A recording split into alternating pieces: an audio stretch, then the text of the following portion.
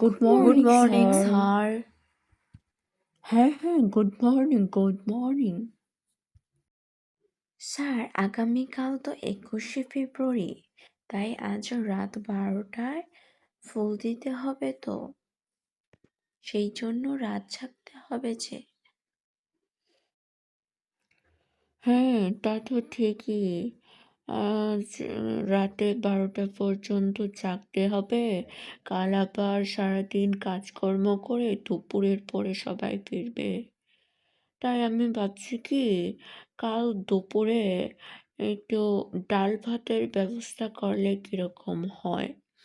আমাদের এই ছোট্ট কলেজটাতে কজনই বা আর মানুষ, আমরা এই কজন আর কয়েকজন পিয়ন রয়েছে। সবাই মিলে একটু ডাল ভাত খাবো, অনেক তো পরিশ্রম হবে। এই সবাই মিলে একটু খাওয়া আর কি। এই তো খুব ভালো কথা স্যার, আমরা অবশ্যই ডাল ভাত খাবো।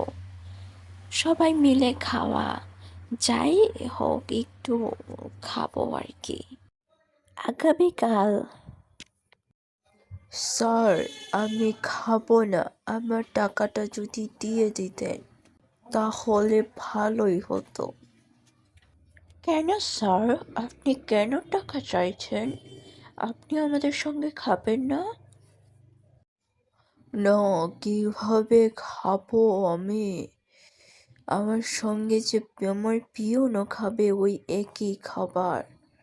আমি কিভাবে তারই সাথে বসে ওই এক পিস মাছ, এক টুকরো মাংস দিয়ে খাবার খেতে পারি? আমি যা খাবো সেও তো তাই খাবে। না না, আমি তাদের সঙ্গে বসে খেতে পারবো না। তার থেকে বরং যদি আমার টাকাটা দিয়ে দেওয়া হয় তাহলে আমি বেশি টাকা পাবো, তাই নয় কি? মিস্টার আগরওয়াল, আপনার এত বড় স্পর্ধা! আপনি নিজেকে নামিয়ে আনতে আনতে কোথাও অব্দি নিচে নামিয়ে এনেছেন। আপনি কি সেটা ভেবে পর্যন্ত দেখেছেন? আপনি আপনার পিয়নের সঙ্গে খাবার খাবেন না বলে টাকা চাইছেন? আরে আপনি তো বিয়েও করেননি। আপনি যে টাকা রোজগার করেন সে টাকা কে খাবে?